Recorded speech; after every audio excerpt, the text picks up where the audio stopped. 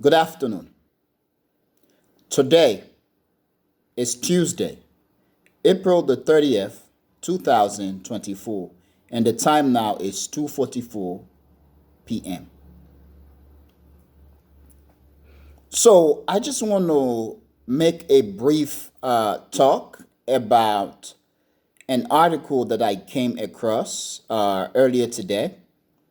So, I was doing a research about Sudan, the situation in Sudan, pertaining to the crisis, the food crisis in Sudan. So as I kept on researching, okay, I decided let me just type Sudan instead of being specific to the war in Sudan. I decided let me just type Sudan, just the country name Sudan, and I did type the country name Sudan, and I scrolled down the search bar, and I realized that there were several articles. Some of the articles relating to the food crisis in Sudan, but however, one of the article basically caught my attention, and I decided to look through it. So I did, and this article is from Al Monitor, spell AL-MONITOR, Al Monitor, and it is a very interesting article, and the title for this article is UAE company agreed to loan 13 billion to South Sudan in exchange for oil. So when I saw the headline, the title, I basically cringed. I'm like, yo, that is very interesting. First of all, the question that came to my mind immediately was, but the UAE does have oil. So why are they lending South Sudan money in exchange for oil? What is happening?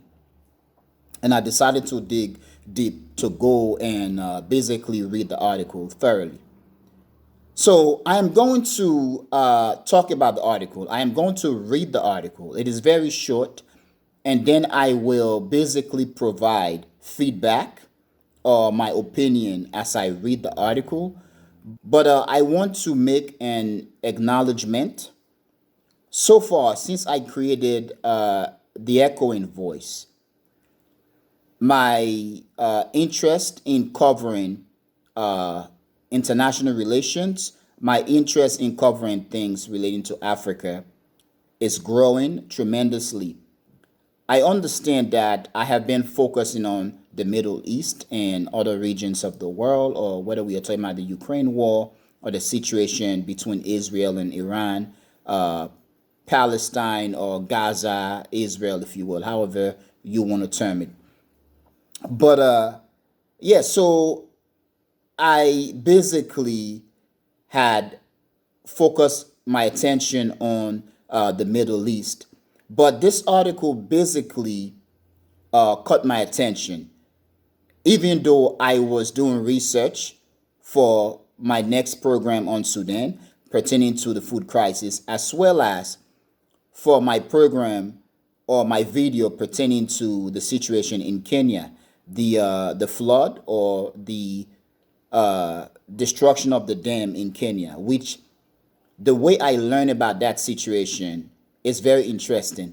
And I'm actually going to do a video or a program tomorrow explaining that. But I must acknowledge that the more I do this program, the more I begin to understand that and acknowledge that trouble may lie ahead, because I am actually afraid, actually, because not only I do believe that I offer a very unique perspective, but I do believe that things that I may say may not be received positively by individuals and institutions and countries around the world. Once again, I'm a black man from Africa. I am from a people, from a continent, and from a culture that over the past 500 years we've been minimized in terms of our impact or our relations or our interaction or our engagement in world affair. We've been dehumanized and battered tremendously, aggressively. We've been oppressed, okay? We've been physically, psychologically, emotionally, mentally, financially, and culturally suppressed. So I do understand that speaking on the things that I speak on and saying the things that I say may not be received positively, and that could lead to me being canceled in many ways. Okay, whether we are talking about physically, whether we are talking about financially, economically, in terms of employment and all of that. I'm not wishing for it, but I know my history. I understand that Africans who dare speak up usually are the ones who go first. So as I do research, as I make these programs, these videos, I realize that I am afraid because I'm saying things that countries, individuals, and institutions may not like, and I don't know what their plans are. Now, coming from Africa and Liberia, okay, my country, my people are weak. So when some individuals and countries or institutions come at me, I honestly don't know who is going to protect me. I am not here trying to be controversial, and I am not here trying to attack anybody, whether we are talking about institutions, countries, or individuals. I just want to provide an opinion or my opinion to the world about topics, events, figures, institutions, countries, and the various things that basically impact us, okay, impact our global community. I just want to engage in global discussion about various topics or on various topics. And that's it.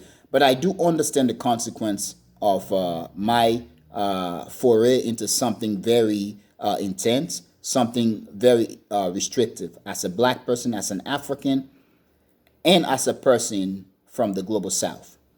So, but anyway, I've also come to acknowledge the fact that as an African and as a person from the global south, that I dare speak up, okay? I dare entertain the idea that I am somebody and I belong to the world. So I do have an opinion about this world, which I also inhabit as other people. And I must speak, I must engage, participate in discussion, and share my opinion. So that's it. Now, in terms of the article, I am going to continue, but I will not read the description for this program or this video because I have not completed it yet. But if I can remember, I do have questions that I've created, and also I do have questions from my head that I will ask as I go along. So that's it. Now I am going to continue. So once again, the article is from Al Monitor or Al Monitor, and basically it states independent, trusted coverage of the Middle East. Okay, it sounds legit. Now the title reads, UAE company agreed to loan 13 billion to South Sudan in exchange for oil. Once again, when I read it, I asked myself, why? You do have oil, UAE. You are a rich country, okay? You are a country that everyone in the world, okay, every tourist admire. Why are you in South Sudan? So I am going to continue.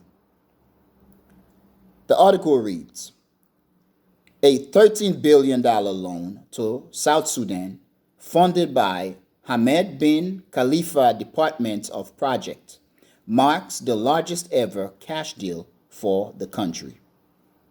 A company run by the distant relative of Abu Dhabi ruling family has agreed to lend 12 billion euros. That's $12.9 billion, okay, or $13 billion to round it up, to South Sudan in exchange for oil. According to a report in one of the largest ever crude for cash deal worth nearly double the year GDP of the conflict and famine hit African country. So I do acknowledge one thing that is being said there. We know South Sudan, okay, is basically struggling for cash. They want cash. And it is not unique to South Sudan. It is the reality for countries throughout Africa. They are cash strapped. And as a result, the rich and powerful are taking advantage of the situation going on in Africa. Or in this case, we are talking about South Sudan. But I'm going to read that part again. A company run by the distant relative of Abu Dhabi ruling family has agreed to lend 12 billion euros, that's $12.9 billion, to South Sudan in exchange for oil, according to a report in one of the largest ever crude for cash deal worth nearly double the year GDP of the conflict and famine hit African country. Continue. The deal was negotiated on the sideline of the COP28 Climate Change Summit in Dubai in December, whose presidency at the time came under fire for allegedly looking to use the event as an opportunity to agree to lucrative new fossil fuel deal. Bloomberg reported on Friday, citing an unpublished report by the United Nations Security Council appointed panel of investigators, that the Dubai-based Hamad bin Khalifa Department of Projects, HBK DOP, and South Sudan's then Finance Minister Bak Barnaba Call had seemingly agreed to the loan in documents signed between December and February. So this is very interesting because we have all these events that are going on around the world among the various countries, and you see the weak and powerless get involved, and there are a lot of things going on in the background, a lot of deals being signed. In this case, it's stressed that the finance minister of South Sudan, okay, back Barnaba called basically in Dubai, okay, HBKDOP basically signed the agreement between December and February. But it does begs the question, I think, for me, because I noticed that the former president of Liberia, George Weah, basically frequented the Middle East a lot, and he was like friends with folks from the Middle East. I don't know what he was getting and what he was giving, okay, in return. And it is very interesting but scary. Now, when you connect this to the fact that I did a program about the land grab in Africa, and that is a Dubai-based company, okay, Blue Carbon, which basically had secured about 10% of Liberia's land. It is beginning to ring a bell. It is very scary. It sounds at the same time very interesting. But I'm going to continue. The HBK DOP loan would see South Sudan produce oil until at least 2043, years after the country's current oil wells are expected to dry up. Now, that is very interesting. Why is it that you are expecting the country to continue to produce oil when their oil reserve has dried up? But this basically does begs conspiracy theory or suspicion. One is that when I read the article earlier, it basically made me question whether this attempt could be a way to monopolize the oil market. Now, you have people from Dubai, the family, the royal family, and others relating to the royal family. Not only that they are controlling Dubai's oil, but they do have control over oil ventures around the world. In this case, you have poor African countries without finance or financial means. Their oil reserve or their oil production is being controlled by foreign entities. Now, these foreign entities can decide, okay, what happened in these individual African countries, and also can have a big impact on the increase or decrease of oil price in the international market, which in this case doesn't help African countries, or we are talking currently about South Sudan. South Sudan is heavily dependent on oil, with the commodity being responsible for 90% of the country's revenue and nearly all of its export, according to the World Bank. The country, which gained independence from Sudan in 2011, has been severely impacted by the Sudanese civil war, with food imports being disrupted and the country struggling to deal with the increasing flux of displaced Sudanese pouring into the country. Now, for that part, I do like it because, yes, the word or the phrase, the influx of displaced Sudanese pouring into the country, sounds big, but at least for us Africans, it is not a bad thing. I do respect and applaud South Sudan for honoring her brothers and sisters, okay? Take them in, help them as refugees, or I will not say refugees, I take it back. As brothers and sisters, we are all Africans. But in this case, you have South Sudan, which had split from Sudan in 2011. South Sudan is basically welcoming her brothers and sisters from Sudan. So I am proud that this is happening. Now I'm going to continue. South Sudan has also seen a depreciation of its currency this year, fueled by rising immigration and the weakening economy. Citizens' demands for the US dollar has been further pressurizing the South Sudanese pound. That is their country, their currency. HBK DOP was founded by Sheikh Hamad bin Khalifa Al Nahyan, a distant relative of Abu Dhabi ruling Al Nahyan family. The loan will give the UAE discounted oil from South Sudan for up to 2 decades, and under the agreement, South Sudan will receive $10 less per barrel of oil in comparison with the international benchmark, Bloomberg reported. Now, I do have an issue with this. It is stated in the article that the loan will give the UAE discounted oil from South Sudan. So the question here is why? Why? Why does the UAE needs discounted oil from South Sudan? Is it that the UAE really does not have the amount of oil that the rest of the world think they have? Is it possible that the UAE is actually dried up and they are looking for ways to take possession of oil fields around the world?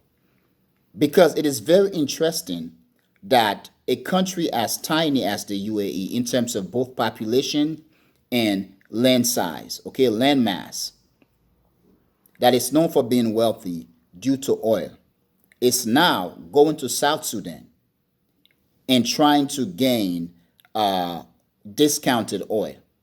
Why do you need oil when you have oil?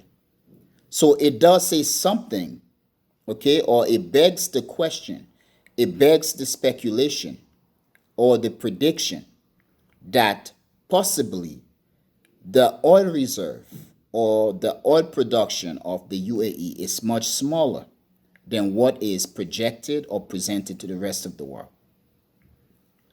Perhaps there is something very interesting going on. Or this is an attempt by the UAE, or in this case, HBK DOP, to secure oil reserves or oil fields around the world, which it can control. In this case, we can use their oil field to sell oil, but we are going to reserve what we have. Okay? Or we will gain control of foreign oil, other oil, in that we will put a cap on what they produce. We will control the production of, in this case, South Sudan's oil so that we can jack up the price. Perhaps this could be the plan. But one thing I don't understand is the idea that under the agreement, South Sudan will receive $10 less per barrel of oil. I don't know what is being said or what the agreement is, but by South Sudan receiving $10 less per barrel of oil, does it mean that even if the barrel of oil costs $20, that I really don't know. It is very interesting. South Sudan is going to receive $10 less per barrel of oil. Let's say that the price of oil then dropped to $20 a barrel, okay, $20 per barrel. Does that mean that South Sudan is going to receive $10 per barrel? So this is very interesting because I feel like the percentage, they should try to clarify both the percentage and the amount. Perhaps the percentage might work or not work. But if you're telling South Sudan that they are going to receive $10 less, $10 less of what? Of what amount? So if oil price drop significantly to $20 per barrel, does that mean that South Sudan is going to get half of that amount? Okay, half of that money going away? What if oil price then drop to $10? Okay, I take it back. What if oil price then drop to $15 per barrel? Does that mean that South Sudan is getting $5 per barrel? So this is very interesting. It is tricky. It is menacing. I think what we are seeing also is the demonstration of power. And this is why there are a lot of African thinkers who are saying that Africans should not go alone. Dubai is pulling a very good one on South Sudan. Even the giants of Africa, Nigeria, is punching below its weight. All the African countries need to come together. They need to work together and have a universal or a regional policy. Because you're telling South Sudan that they are receiving $10 less per barrel of oil.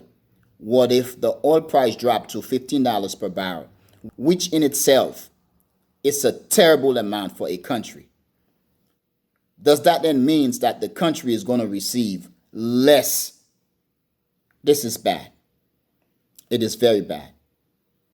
But I'm going to continue.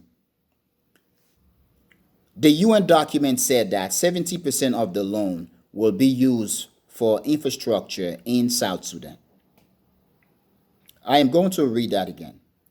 The UN document said that 70% of the loan will be used for infrastructure in South Sudan. This is another problem too with Africa, where because we are so behind in development,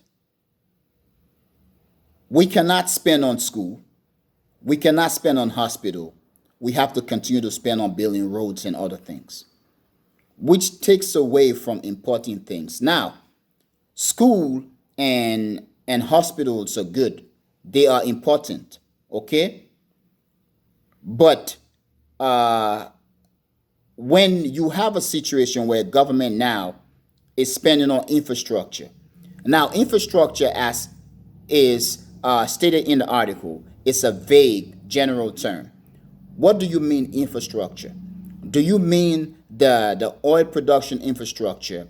Do you mean roads and schools and hospitals for the people? I think this is something that has to be clarified. I am not there. I don't know what the deal is like.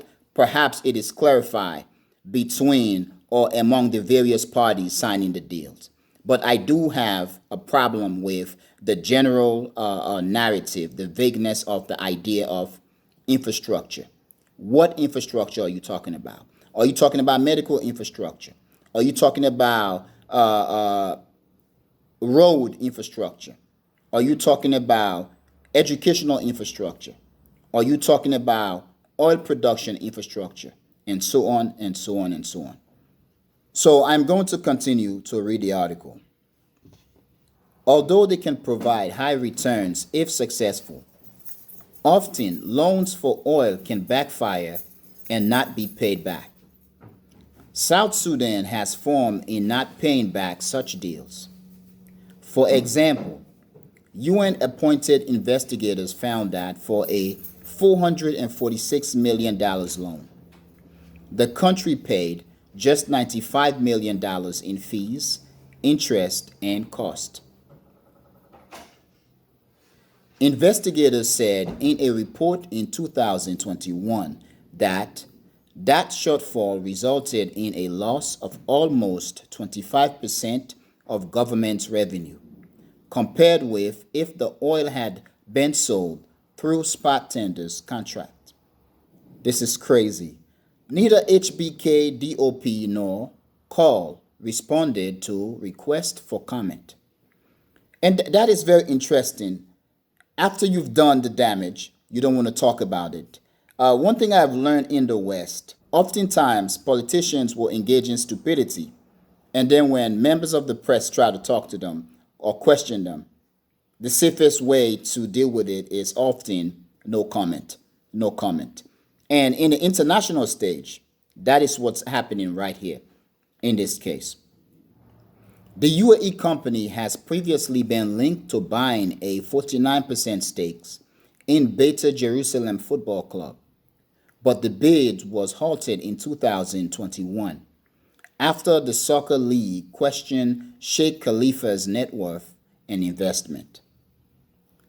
I don't know whether it was the net worth or investment. I think it's just Western politics. I think that's what it is. In 2020, HBK DOP partnered with several Israeli businessmen and Unit 8200, an intelligence division of Israeli military, to form a joint venture to develop cybersecurity solutions in the UAE. That is very interesting. That is very interesting. But I'm going to continue. The UAE has pledged more investment to African countries than any other country in the Middle East, Bloomberg reported. In February, a $35 billion UAE investment into cash-strapped Egypt was announced. The deal secures development rights for Ras Al Hikmah, a coastal resort on the Mediterranean where a special economic zones will be set up. So that is it for the article, okay? And the simplest claim that I can make is that the article does not indicate or present a reality or a sentiment of a business minded individual or country. This article demonstrates power because what the UAE is doing is a demonstration of power. They are doing it to a country that they think is weak, a country that needs the money. I am sure that African leaders, many of them are good people, but because of Africa being what it is, being cash strapped, they need money to run their economy. Yes, some of them would steal the money or do whatever. Yes, there is corruption, but corruption is all over. Corruption is not unique to Africa. However, needing money to run your government and not having money can lead you to do whatever nonsense, basically selling the people. And that's what this is. But I will dare say the solution for Africa is a total lockdown. Africa must lock down. Nobody going in, nobody going out. The diplomats will deal with the outsiders. Lockdown, people are going to struggle. People are going to suffer. People are going to die. But you need to build Africa from the inside. Keep all influence out. Because foreign entities want to disrupt the system from the inside for their own benefit. Okay? So I just want to stress that. But the article also raises suspicion, at least to me. Why an individual who is relating, whether we are talking about distant relative to the ruling family of the UAE. Why is such individual giving loan to a country? Because the country or that individual is trying to get discount in oil. Why are you getting discount in oil? You need oil, but you have oil. You are known to be one of the richest country, okay? Your family is one of the wealthiest family in the world. Why do you need to get a discount in oil when you have oil? So it does begs the suspicion about the oil reserves of Dubai or the true intent of the company HBKDOP or Sheikh Hamad bin Khalifa, okay, Al Nayam. What is the true intent here? So I'm not trying to be controversial here. I just want to raise a question based on what I see not fitting in terms of the argument. So that's it. Now I'm going to read what I have in terms of the description for the program and the questions that I have that I've been working on. Now, I am still developing a description for the program, but I'm going to read what I have right now. And I am certain that my description for this program or video can also serve as a conclusion. So I'm going to continue. UAE company to loan $13 billion to South Sudan. A UAE company had agreed to loan South Sudan $13 billion for oil. Questions or comment? Number one, this interaction between South Sudan, the individual, and the UAE demonstrates power dynamics. Number two, the fact that individuals and companies are becoming much richer and more powerful than most countries in the world is concerning and could result in future troubles. I want to read that again. I think this is a profound statement. The fact that individuals and companies are becoming much richer and more powerful than most countries in the world is concerning and could result in future troubles. And I do believe this because the richer individuals and institutions get, the more they push the boundary to control society, to control the people, but most importantly, to control government. Because when you control the government, you control the country. And whether people are going to revolt in the future or whether they will push the boundary too far and lead to something catastrophic, it's yet to be seen, but it's something that I do believe that we as a global society needs to accept, okay? Because it is possible. Number three, the fact that many of the institutions, governments, and individuals engaging in this reality were themselves victims of Western oppression is appalling and demonstrate that they have learned well from the West. This then begs the possibility that they could begin oppressing those with whom they conduct their business or businesses. So this is another profound statement, okay? I want to read it again. It reads, the fact that many of the institutions, governments, and individuals engaging in this reality were themselves victims of Western oppression is appalling and demonstrates that they have learned well from the West. This then begs the possibility that they could begin oppressing those with whom they conduct business. So that's it, my friends. It is very interesting. This is probably a boring video or program for you, but I do think it is very interesting and important. It is relevant. Now, this is based on just one article that I came across. I know that it's a lot going on in the background that I may never know about. But the fact that a country as rich as the UAE or a company from the UAE, it is giving South Sudan $13 billion for cheap oil, for discounted oil. Basically, it rang a bell for me when I came across it. But also, it states in the article the idea that the $13 billion is going towards the construction of infrastructure.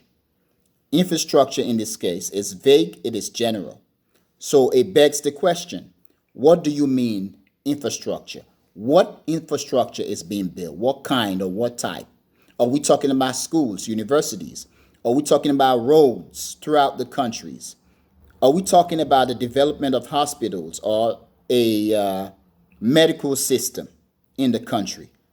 Or are we talking about the development of an oil producing and oil refining platform, which then enables South Sudan and its partner in Dubai, okay, to produce and export the natural resources, the oil of South Sudan, for outside consumption while the rest of the country dies. Now, these questions and comment that I posed in this video or in this program are very much relevant. They are profound. But I want to hear what you think. Please join the conversation, okay? Especially if you're an African. Join the conversation. Provide a question or answer to these questions. Or perhaps you can help me answer these questions. Make sense of the situation going on in Africa, and in this case, South Sudan, okay? In terms of the interaction between South Sudan and the UAE or South Sudan and any other countries out there regarding the oil, okay, that South Sudan is sitting on. I want to hear what you think. But thank you very much for watching The Echoing Voice. Peace.